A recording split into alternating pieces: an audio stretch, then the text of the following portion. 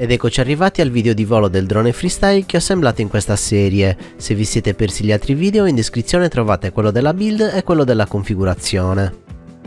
Per quanto riguarda il tuning, ne ho fatto uno molto veloce sui PID, mantenendo le impostazioni dei filtri stock. Il drone è un volo agile e scattante senza presentare particolari problemi di vibrazioni. Consiglio sicuramente questa build a chi si sta avvicinando al hobby e vuole costruire il suo primo drone, mentre chi ha già esperienza troverà in questo modello delle buone caratteristiche di volo.